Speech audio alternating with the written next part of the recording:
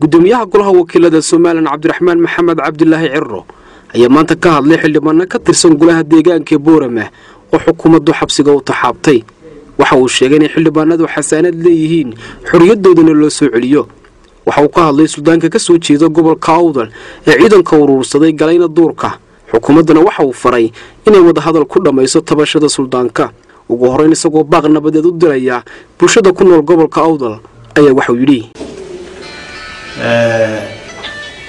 waxaan jeclahay inaan baaq nabadeed soo jeediyo shacbiga reer Awdal gaar ahaan degmada Boorame waxaan dhammaantiin ka warqabnaa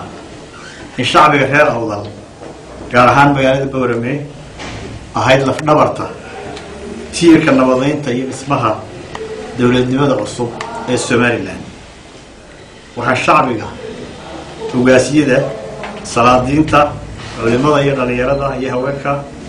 reer Boorame soo jeedinaya baaq nabadeed iyo in xaaladda hadda taagan la dejiyo shacbiga reer Awdal waa shacbi reer Soomaaliland horena uma noqon haddana ma noqonayaan waxaan ahay Soomaaliland wixii cabashooyin iyo tabashooyin ay hore ugu soo jeediyeen odayaasha gobolku ee haddana taagan waa xukuumaddu siisaa mudnaanta ay leedahay arrintaasi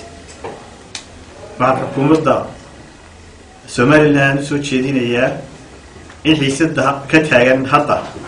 Boorame in sidii Soomaaliland dhaqanka u ahayd lagu dhameeyo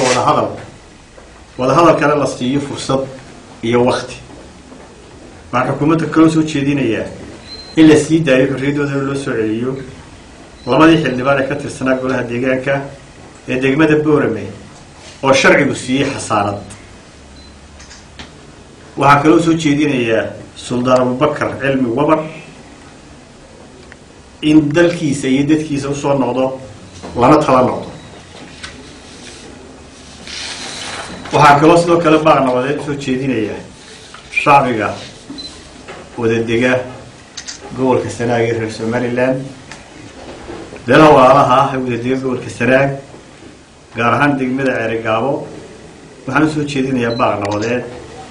wixii naga dhintay waxaan ka tacsiideynaya ehelkii iyo qaraabadii iyo qaranka Soomaaliland waxaan soo jeedinayaa labada dhinac in arrinta ka taagan degmada shaqada ka dhacday halkaas degmada Ceerigaabo in wada hadal iyo walaaltinimo lagu dhameeyo